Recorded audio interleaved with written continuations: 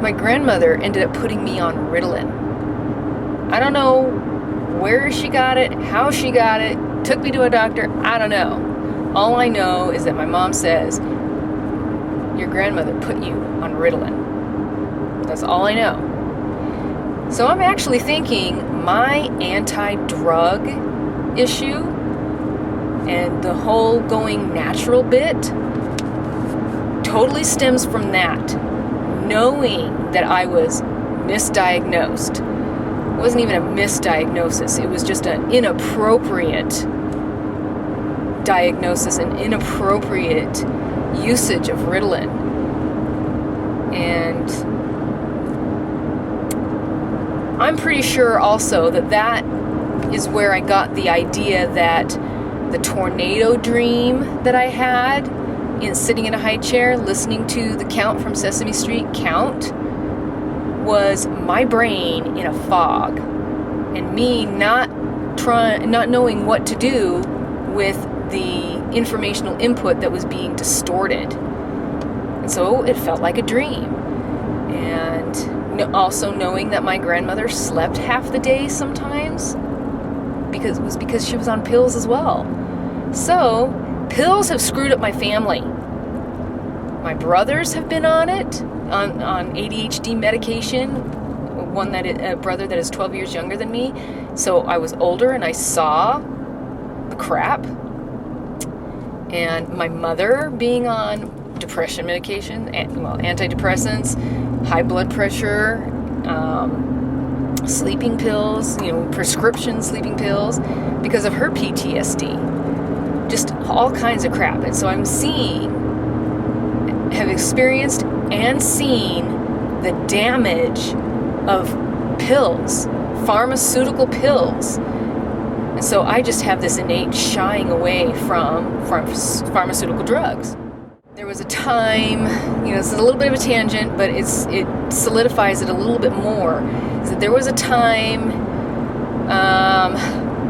after I had Steven, he was probably a year old, and I was about 20, 21, not older than 22, and I had actually ultimately ended up going to my doctor, who was pretty open to natural stuff anyway, and I ended up asking him, am I anorexic?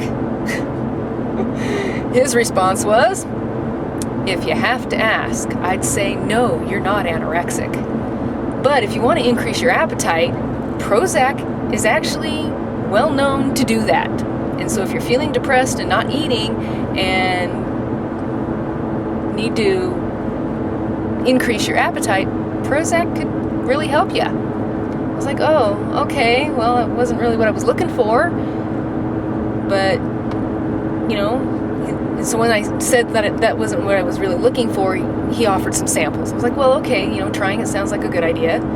Took him home, set him on the back of my toilet, and thought about it, and just looked at it, and just felt so wrong, felt so terrible, just almost confused in itself, but just really resisting. What's the point? I mean, I'm not depressed. He didn't say I was depressed, but if I'm feeling a little depressed, and if I want to increase my appetite, and I'm going, there's got to be other ways of increasing my appetite and dealing with this stuff. I just really can't explain it, but man, it didn't feel right at all. So I never even opened up the packages. Just setting them on the toilet was like, really, this just is not right. So I didn't take them. I don't remember what I did with them. I probably just threw them away, but I didn't go there. And just started looking for other natural ways of dealing with things, doing research, trying to figure out why I was having migraines, which is MSG related. That's another tangent. So anyway, all right, that was a pretty big one. My dad kidnapped my brother and I in March of 1977. My mom finally came out to visit us in Iowa in June. So there's a 3-month span. And I asked her, what happened? Why did it take you that long to actually come out to see us? And she honestly said, I don't know. It was such an emotional, traumatic time that I really don't know why I didn't come out sooner. I went, okay, I just wanted to put the pieces together. I have no judgment towards you or Dad. It's just an experience. It just is. It just was. And I'm just trying to put pieces together. I have no judgments. That's all there is to it.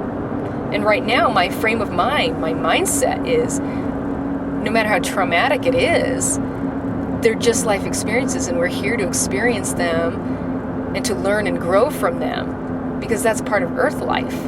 And yeah, it's terrible when it's a horrible, horrible traumatic experience that a lot of people actually go through. There's so much that could go traumatic. That's why it sounds terrible to say they're just life experiences. But they are what they are. In July, my dad's enlistment was up for renewal. And that was when he didn't renew and moved to Iowa. So he got out of the military, got out of the Marines, and moved to Iowa to be with my brother and I. And so by September, my mom realized she was not going to be getting us back, that my dad would not give us up.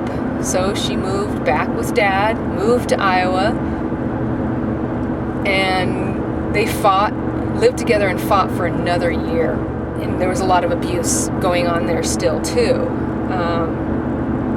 There was an experience during one of the arguments that I was at the top of some stairs, and my dad threw down his can of Mountain Dew. I came down the stairs and asked him if I could have it. He changed his tone for me, and he said yes. I took it and went off, and I'm pretty sure the argument continued. The abuse continued shortly after me leaving the room or whatever. I don't like Mountain Dew. I don't like my kids drinking Mountain Dew. That's probably why. Not just the caffeine, not just the fact that it's piss yellow. Ew. Just nasty. I guess by the time I was 4, my mom filed for divorce and moved us out of Iowa. But before that, my sister was born, and she actually gestated in a much more calm environment, even though my dad was still around, still bothering my mother. And at one point, a police officer suggested that she get a restraining order on my dad. My mom's response, "Are you kidding? That's like signing my death warrant. Not going there." And he basically agreed with her.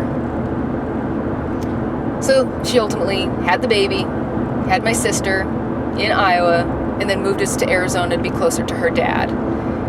And my dad ended up being a truck driver and would visit us like once every 5 years when his trucking route was able to actually take him through Arizona, or near enough to Arizona that he could make a side trip into Arizona to come visit us. But that was just once every 5 years. It really wasn't very often. So definitely as a young girl, I didn't know all these dysfunctional things in a cognitive, verbal way.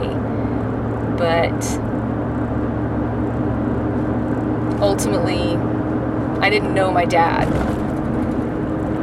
So, alright. I think that is pretty much the gist of anything that I wanted to share.